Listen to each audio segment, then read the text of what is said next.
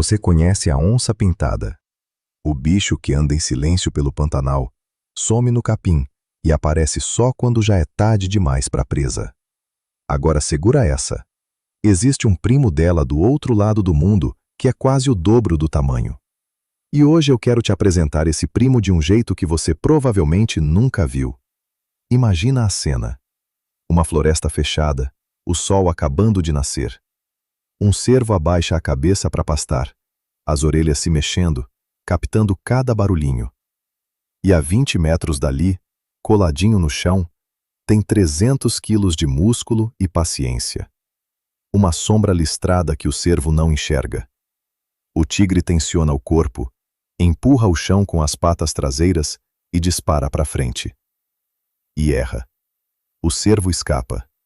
O tigre fica na saudade. Você provavelmente imaginava outra coisa. O felpudo gigante salta e pronto, acabou. O assassino invencível, a máquina que resolve tudo na força bruta e quase nunca erra. Foi assim que o cinema mostrou. Foi assim que os livros de aventura na selva contaram. Só que não é verdade. De cada 10, às vezes de cada 20 disparadas dessas, só uma dá certo. O tigre perde mais do que ganha. E ele não caça gente só porque é tigre. Então esquece tudo que você achava que sabia sobre esse bicho. Hoje eu quero te mostrar o tigre de verdade. Não o predador de cartaz, de lata de energético, mas um ser vivo que é ao mesmo tempo mais forte e mais frágil do que a gente costuma pensar. Vou te contar dos dentes que têm nervos sensores por dentro, ajudando a achar o ponto exato da mordida mortal. Do som que o tigre solta abaixo do que o ouvido humano consegue escutar, e que atravessa a floresta inteira. De por que um bicho laranja berrante é, na prática, invisível. Dos tigres brancos, que não são milagre da natureza nenhum, e sim uma armadilha genética. Da mãe solteira que cria a ninhada completamente sozinha.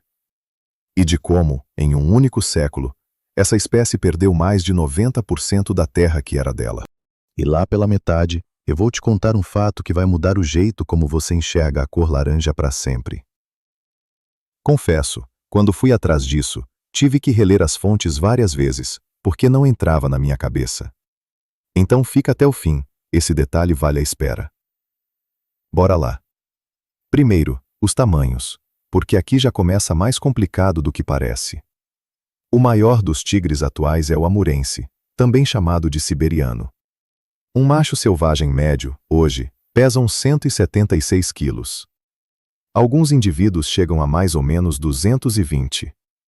E o tigre amurense mais pesado já registrado tinha cerca de 384 quilos. Mas gigantes desse porte quase não existem, é a exceção raríssima, não a regra. A fêmea, por sua vez, tem mais ou menos 3/4 do tamanho do macho. O corpo de um macho grande mede uns 2 metros, mais 1 metro de cauda. E aqui vale já resolver um engano bem teimoso. Todo mundo acha que o tigre é o maior felino, e que, portanto, qualquer tigre é maior que qualquer leão. Pois é, o tigre é de fato a maior espécie de felino, na média. Só que o tamanho varia muito de população para população. Um leão grande pode tranquilamente ser maior que um tigre pequeno, o de Sumatra, por exemplo. Maior na média e sempre maior são coisas bem diferentes. Agora a cabeça. O crânio do tigre é grande, largo e bem curto. Esse formato não é à toa. Ele maximiza a força da mordida na frente da mandíbula, bem onde ficam as presas.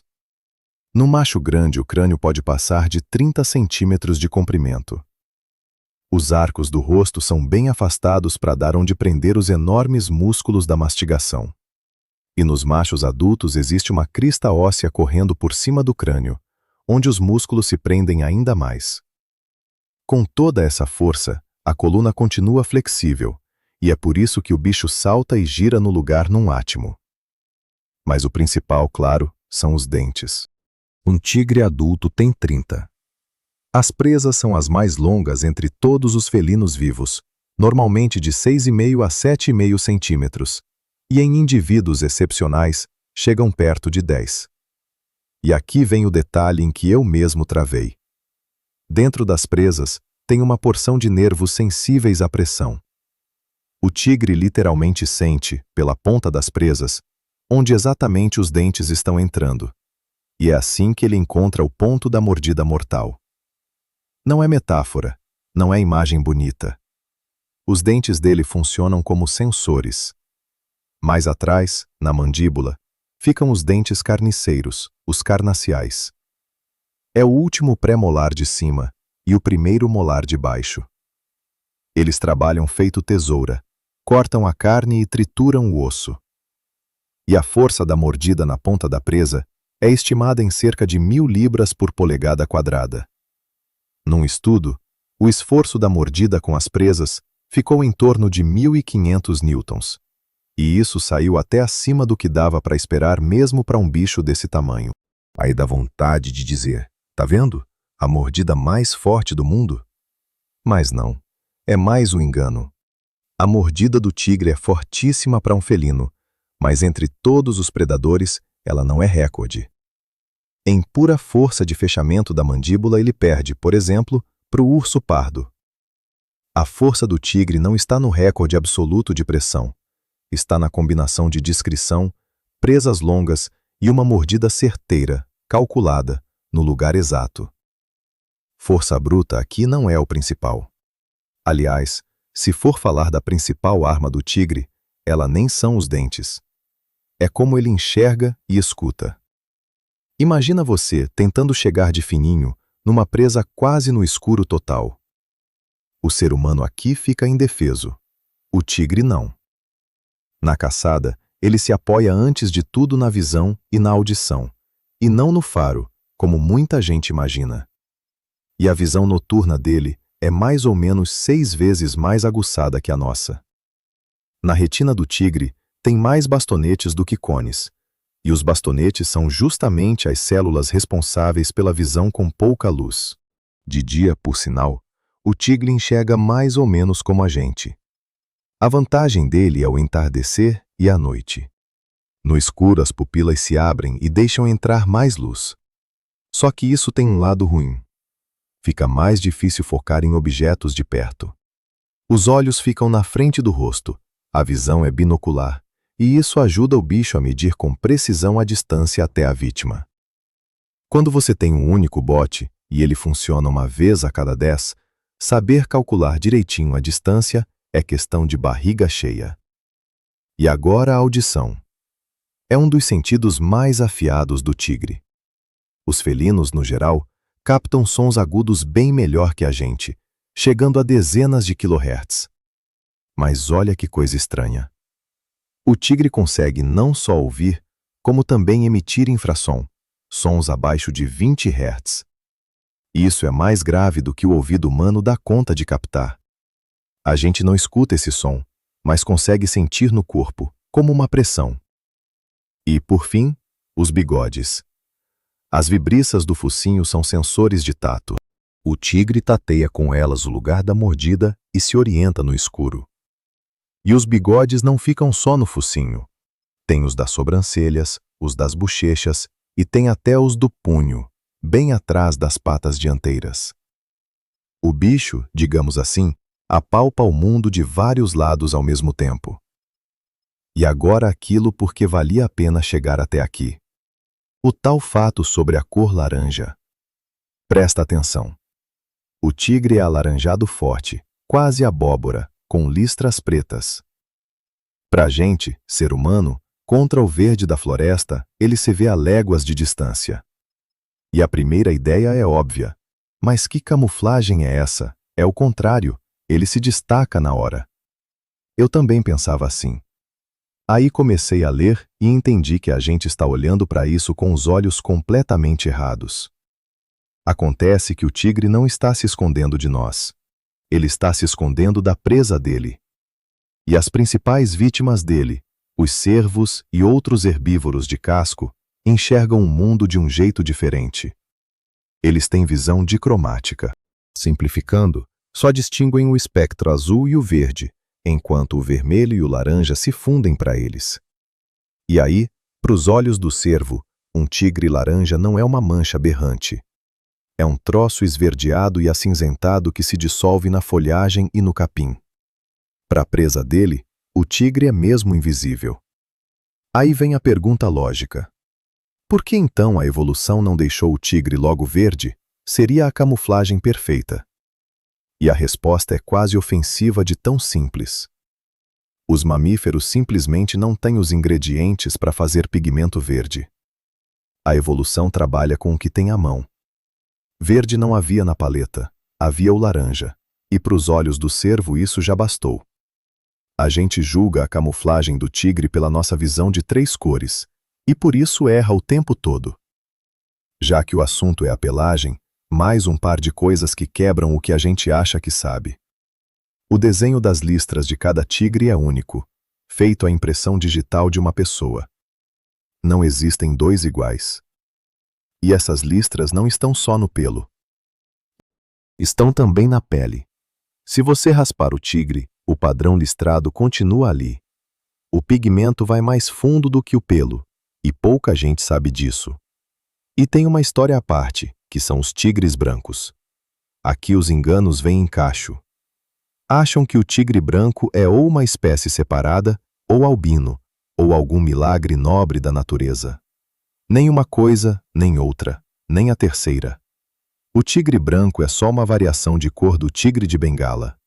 Por trás dela está uma versão recessiva de um gene de pigmento, chamado SLC45A2. Essa versão apaga os pigmentos vermelho-amarelados, mas quase não mexe no preto. Por isso as listras continuam no lugar e os olhos continuam coloridos. Um albino teria outra cara. E daí em diante começa a parte que normalmente não contam nos vídeos bonitinhos de zoológico. Quase todos os tigres brancos em cativeiro descendem de um único macho selvagem. Ele foi capturado em 1951 e se chamava Mohan. Todos os tigres brancos de hoje são, na prática, descendentes dele. E isso quer dizer que essa beleza se mantém à base de cruzamento entre parentes próximos, na marra. E o preço disso são defeitos de nascença e alta mortalidade dos filhotes. A pelagem branca é vistosa, dá dinheiro e por isso preferem calar sobre o custo genético dela. Aliás, o último tigre branco selvagem foi abatido a tiros em 1958. Na natureza, não existem mais. E toda essa camuflagem, todo esse arranjo de olhos e ouvidos, existe por uma coisa só: pelo bote de emboscada. O tigre é um caçador de tocaia. Ele não persegue a presa por horas, como os lobos. A aposta dele é a discrição e um bote curto e explosivo, saído do esconderijo. Chegou coladinho, usou cada centímetro da invisibilidade laranja dele, disparou. E como a gente já sabe, na maioria das vezes errou. De 10 a 20 tentativas, dá certo mais ou menos uma. A imagem do assassino invencível é mais dramática que a verdade. É que sobre os raros acertos todo mundo conta, e sobre as dezenas de fracassos entre um e outro, ninguém fala. A base da dieta dele são herbívoros de casco de porte médio e grande, cervos, javalis e, em alguns lugares, o gaur e o búfalo. A composição depende de quem vive na região. E olha que impressionante! O tigre é capaz de derrubar um animal várias vezes mais pesado que ele mesmo. A presa grande ele mata por asfixia, cravando na garganta. A menor ele pode matar quebrando o pescoço ou rompendo a medula. E ele come de jeitos diferentes. Um tigre faminto, numa sentada só, é capaz de comer uma quantidade enorme de carne, uns 30 quilos. E segundo dados do Fundo Mundial para a Natureza, mais de 36 de uma vez.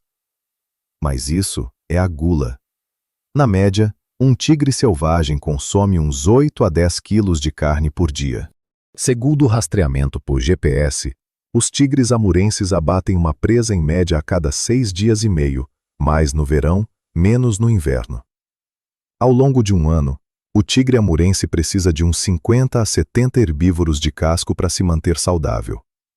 E atrás dessa presa, ele percorre em uma só noite distâncias nada pequenas, de 13 a 24 quilômetros. O tigre come com capricho. Costuma começar pela parte traseira da carcaça e trabalha ali com cuidado. Por essas marcas da refeição, os especialistas reconhecem fácil que foi o tigre que esteve por ali. E quando a presa de sempre falta, ele parte para o miúdo. Roedores, peixes, aves, répteis, às vezes gado. Os tigres amurenses chegam a pescar em água rasa na época da desova. E é a hora certa de quebrar mais um mito que a gente carrega sobre o tigre lá do sofá. A ideia de que gato odeia água e que, portanto, o tigre não gosta de água. É exatamente o contrário. Os tigres são nadadores fortes e de boa vontade. Atravessam rios-lagos, caçam na água rasa e, no calor, simplesmente entram na água para se refrescar. As patas deles são grandes e um pouco membranadas, então funcionam como remos. O estereótipo do gato doméstico fugindo do banho, a gente esticou por inércia para todos os felinos de uma vez. Com o tigre, isso não cola. Esse solitário que mata por asfixia, veja você, também é mãe carinhosa. Como é que isso cabe num bicho só? Vamos por partes. Os tigres são solitários por natureza. Grupos estáveis, só as fêmeas com os filhotes formam. Os adultos se encontram basicamente para acasalar. Nada de bandos, como nos leões. E esse é outro engano comum. Confundem as duas espécies mais famosas de grande felino e atribuem a uma o comportamento da outra. A vida em bando é coisa de leão. O tigre anda por conta própria. Os territórios dos tigres são enormes. A área de um macho geralmente cobre as áreas de várias fêmeas, mas outros machos ele não deixa entrar na terra dele. E essas fronteiras o tigre marca ativamente. Borrifa urina, deixa marcas de cheiro, arranha as árvores, deixa raspões. E percorre regularmente as mesmas rotas de fronteira, feito uma patrulha. E agora a prole. E aqui tem muita coisa que não é óbvia. A gestação da tigresa dura em média uns 103 dias. Na ninhada normalmente vem 2 ou 3 filhotes, embora possa variar de 1 a 7. Os filhotes nascem cegos e completamente indefesos, pesando de uns 800 gramas a 1,5 kg. Os olhos deles se abrem do 6º ao 14º dia, os ouvidos por volta do 9º ao 11º. Mamam por alguns meses, e o desmame acontece lá pelos 3 a 6 meses. E por volta dos 5, 6 meses, os pequenos já começam a acompanhar a mãe nas saídas de caça. E tudo isso, absolutamente tudo, recai sobre os ombros de uma fêmea só. Os machos não participam em nada da criação da prole. Pior, machos de fora podem matar os filhotes que não são deles. A lógica aqui é cruel. Sem a prole, a fêmea volta mais rápido ao cio. E a mãe, amamentando a ninhada, é obrigada a aumentar a frequência das caçadas em mais ou menos metade, para sustentar a si e aos filhos.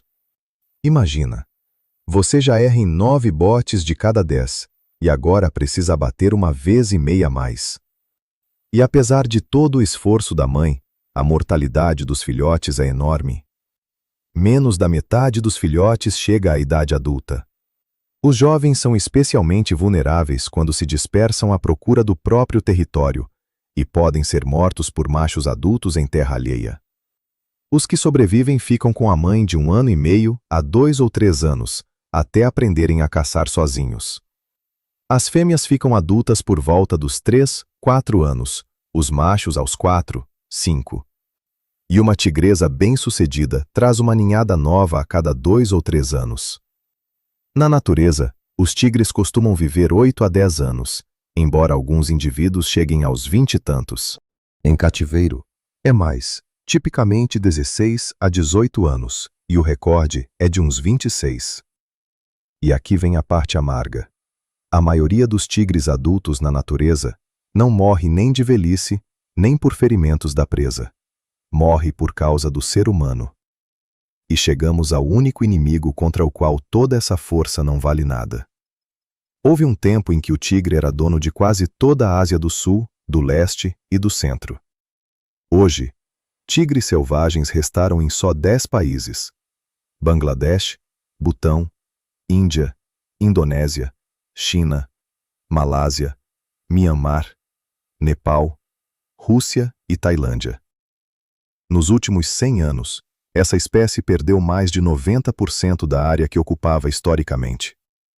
90% da terra que um dia foi do tigre deixou de ser. E aqui, a gente costuma se acalmar sozinho. Tipo, que nada. Tigre tem aos montes, olha lá em cada zoológico. Isso é auto-engano. O tigre está na lista vermelha da União Internacional para a Conservação da Natureza como espécie ameaçada de extinção. No começo do século XX, havia na natureza cerca de 100 mil tigres. 100 mil. E segundo a estimativa de 2021, a população mundial era de mais ou menos 3.500 a 5.500 indivíduos, sem contar os filhotes. Na média, uns 3.140 animais adultos. De 100 mil para alguns milhares em um único século. Tem notícia boa também, não vou esconder. Segundo dados de 2023, falou-se num crescimento da população mundial para cerca de 5.500, em boa parte graças aos esforços da Índia e do Nepal. Mas olhem que é importante não se iludir. O crescimento local em alguns países é um sucesso de verdade, mas muitas populações continuam minúsculas e isoladas. E a caça ilegal, a perda e a fragmentação dos habitats, o esgotamento da base de presas, nada disso sumiu. A recuperação é frágil e é muito fácil de reverter. A notícia boa sobre o crescimento vira fácil demais na conclusão de que está tudo bem, quando, por todo o território, o quadro é bem irregular. As principais ameaças ao tigre são a caça ilegal pela pele e por partes do corpo, a destruição do lar dele e a redução do número de presas. E um capítulo à parte para as partes do corpo. Existe uma crença firme de que os ossos, os bigodes e outras partes do tigre teriam algum poder de cura. Pois é, eles não têm nenhuma propriedade medicinal comprovada. Nenhuma mesmo. Em compensação, a procura por eles no comércio ilegal e na chamada medicina tradicional é uma das principais razões pelas quais o tigre é dizimado. A crença na força do bicho poderoso alimenta o mercado que mata esse mesmo bicho. E você, por acaso, já viu um tigre ao vivo? Não numa figura, mas assim na sua frente? Escreve aqui nos comentários. Eu fico curioso de verdade para saber qual foi a primeira impressão. E sabe por que tudo isso importa tanto? O tigre é um predador de topo. Ele regula o número de herbívoros e mantém em equilíbrio todo o ecossistema abaixo dele. Preservando o tigre, a gente não protege um bicho bonito só. A gente protege paisagens florestais inteiras, a biodiversidade delas, e de quebra os recursos hídricos e a estabilidade do clima de regiões inteiras. A ideia de que, se o tigre sumir, nada de grave acontece, é radicalmente errada. O sumiço do tigre não é a perda de uma espécie, é o rompimento de uma corrente inteira. Ainda faltam algumas coisas que eu simplesmente sou obrigado a contar, porque são boas demais para deixar passar. O nome científico do tigre é Panthera tigris. Ele é da família dos felinos e do gênero Panthera.